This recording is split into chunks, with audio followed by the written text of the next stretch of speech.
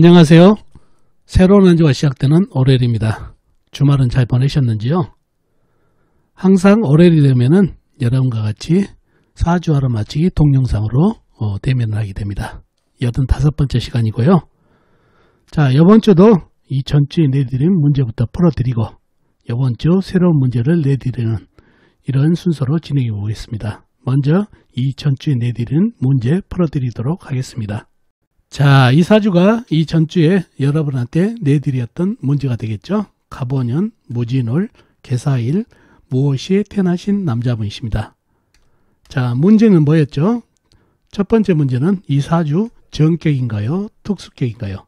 정격인지 종격사주인지를 묻는 게 첫 번째 문제가 되겠고, 두 번째, 이 사주 부부운은 어떨까요? 부부운을 묻는 게 두 번째 문제. 마지막으로 이 사주 부인 성격은 어떨까요? 사주에 나온 부인의 성격을 한번 유추해 보는 게 문제가 되겠습니다. 이렇게 세 가지가 이 전주에 여러분한테 내드렸던 문제가 되겠습니다. 자, 그러면은 문제를 풀기 위해서 사주 형국을 파악해 봐야 되겠죠. 그러려면 오행 분법도 알아보겠습니다. 먼저 일간인 내 편의 오행이 세력을 볼까요? 일간인 내 편의 오행이 세력이 강하면 사주가 강해지고, 반대로 상대편 내 힘을 빼가는 오행이 세력이 강하면 사주가 약해진다는 얘기죠. 자, 일간이 계수 작은 물로 태어났네요. 물의 내편은 비겁인 같은 물이나 물을 생해주는 인성인 새가 내편이 되겠습니다. 먼저 비겁인 물을 찾아볼까요? 물은 사주팔자에 나와 있는 것은 전혀 없네요. 지장간에만 들어있습니다. 월지, 진토지장간에 계수 조그만 물이 암정되어 있는 정도네요. 다음에 물을 생해주는 인성인 새를 찾아볼까요? 새 역시 사주팔자에 나와 있는 건 없네요. 지장간에만 있네요. 일지, 사환의 경금이 암정되어 있는 정도입니다. 자, 그러면은 나와 있는 내편은 사주팔자에 없죠. 지장간에만 있는 그런 형국이다 보니까 사주가 매우 약해질 가능성이 있는 사주팔자가 되겠습니다. 상대편도 한번 찾아봐야 되겠죠. 뭔가요? 내 힘을 빼가는 오행. 식상, 내가 생하면서 힘 받고, 재성, 내가 극하면서 힘 받고, 관성, 일간이 나를 극하니까 일간이 힘이 약해지는 이 세 가지가 상대편 오행이 되겠습니다. 식상은 뭔가요? 물이 생해준 오행과 나무, 재성은 불, 관성은 흙이 되겠습니다. 먼저 식상인 나무부터 찾아볼까요? 나무는 연간의 간목 큰 나무가 있습니다. 그리고 다른 데는 없고 지장간, 월지, 진토지장간에 을목 작은 나무가 암장되어 있네요. 다음에 재성인 불을 찾아볼까요? 불은 연지의 오와 작은 촛불, 그 다음에 일지의 사와 큰 불, 그 다음에 시지의 오와 작은 촛불이 있습니다. 그리고 다른 데는 없고 지장간에 없고요. 다음에 관성인 흙을 찾아볼까요? 흙은 월간의 모토 큰흙 광활한 대지, 그 다음에 월지의 진토 큰흙 광활한 대지, 그 다음에 시간의 모토 큰흙 광활한 대지가 있습니다. 그리고 다른 데는 없고 지장간, 연지 오화안의 기토, 일지 사화안의 모토, 시지 오화안의 기토가 암정되어 있네요. 자, 그러면 나와 있는 상대편은 거의 다 기죠. 간목 큰 나무, 그 다음에 오화 사화 작은 불 큰 불, 무토 진토 무토 큰 흙까지. 이렇게 되면은 사주가 매우 신약한 사주가 되겠네요. 자, 일간인 내 편이라고는 진토안의 계수, 그 다음에 사환의 경금만 남아있죠. 경금만. 자, 이 월지에 있는 진토안의 계수는 어떤가요? 많은 불기운, 열기운에도 말라버리고 간목이 다 빨아먹고, 그러니 진토안의 계수는 거의 말랐다고 봐야 되겠네요. 그리고 사환의 경금도 역시 이 열기운에 녹았다고 봐야 되겠다는 얘기죠. 그러면은 계수, 자그마한 물이 기댈 데가 없죠. 그렇게 되면 최약사주가 되는데 기댈 데가 없다. 종사례하러 가야 돼요. 나를 버리고 세력을 따라가야 된다는 얘기죠. 종색격이 됐네요. 목생화, 화생토로 살금살금 따라가야 된다는 얘기죠. 결국은 사주에서 가장 강한 오행이 흙이 되겠네요. 목생화, 화생토를 받은 흙이 가장 강한 오행이 되면서 종색격 사주가 되겠습니다. 그래서 이 사주는 운을 나무, 불, 흙으로 받으면 좋은 종색격 사주팔자가 되겠습니다. 자, 그런 사주가 됐네요.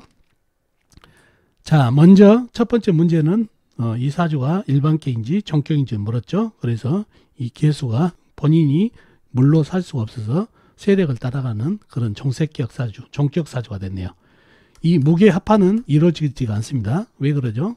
쟁합을 하고 있죠. 무토하고. 그래서 이루어지지 않지만은 어떤 이 개수, 작은 물은 거의 고갈돼서 자신을 버리고 세력을 따르는 종색격 사주가 됐습니다. 자, 첫 번째 문제는 됐고, 두 번째 이 사주 부분이 어떤지를 물어봤죠. 어떤가요? 나를 버리고 이 세력을 따라간다는 얘기죠. 나무도 따라가고 불도 따라가고 흙도 따라가고 본인이 꼽사리를 했다는 얘기요. 그러면 결국은 애처가 또는 공처가로 살아야 될 파자가 된다는 얘기죠. 이 불들이 재성이죠. 이 재성들을 감당할 수 있나요? 개수가 안 되니까 여기에 종살이 종을 한다는 얘기죠. 그러니 부분이 이거를 좋다고 해야 될까요? 애처가 공처가로 살아야 되니까 이거는 가치관의 차이겠죠. 그래서 이 사주는 부분이 애처가 공처가로 살면은 그래도 편안한 삶은 살 수 있지만은 그거에 거슬리면은 상당히 부부 문제가 발생할 수 있는, 그러나 사주가 워낙 최악 사주면서 종격 사주가 되다 보니까 부인을 거스릴 수 없는 그런 형국이다 보니까 애처가 그 다음에 공처가로 사시면은 큰 문제가 없이 살아갈 수가 있겠네요. 다음에 마지막 문제가 뭐였죠? 이분 부인 되신 분의 성격을 물어본 거죠. 어떤가요? 성격이 본인이 감당을 못하니까 4와 5와 이 불기운을 감당을 못하니까 바로 대단하죠. 내가 이길 수 없는 성격, 강한 성격을 가지고 있다는 얘기죠.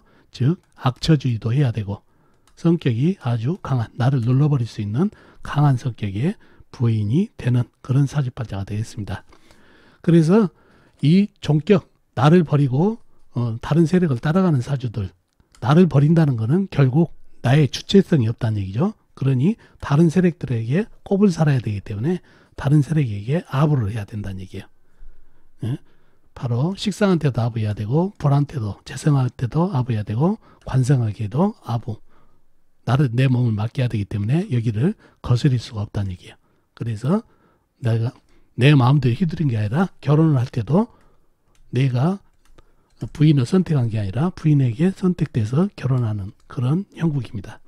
그래서 이 사주는 이런 사주들, 종색격, 이런 사주들은 그러한 삶을 산다는 것, 본인의 삶보다는 남에게 꼽을 사는 삶이 되기 때문에 어떻게 보면 그렇게 사는 게 모든 걸 포기하고 사는 게 편안할 수도 있는 그런 사주팔자가 되겠습니다. 자, 이렇게 전주에 내드린 문제는 풀어드렸고 이번 주 새로운 문제를 내드리도록 하겠습니다.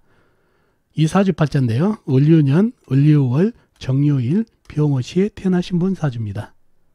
다시 한번요. 을유년, 을유월, 정묘일, 병오시에 태어나신 분 사주입니다. 자, 이번 주 문제는요. 첫 번째, 이 사주의 도화살은 어디에 있나요? 사주팔자에 도화살이 있는데 어디에 도화살이 있는지 맞춰보시면 되시고, 두 번째는 이 사주 의대에 다니는데 무슨 과가 좋을까요? 사주를 보고 어울리는 과를 한번 선택해 보면 되겠습니다. 한 가지가 될 수도 있고 여러 가지가 될 수도 있겠죠. 어울리는 과를 한번 여러분이 선택해 보시면 되겠습니다. 마지막으로 이 사주 오행이 어떤 운기에서 오면 가장 좋나요? 운기에서 어떤 오행이 오면은 가장 좋은 운기인지 그거를 묻는 문제가 되겠습니다. 이번 주 문제는 이렇게 세 가지가 되겠습니다. 자, 이렇게 이번 주 문제도 내드렸습니다. 이번 주 문제도 여러분의 힘으로 풀어보시면 사주 공부에 도움이 되겠습니다. 댓글에도 답글을 한번 이번 주 문제를 남겨놓으시면 큰 도움이 되겠습니다.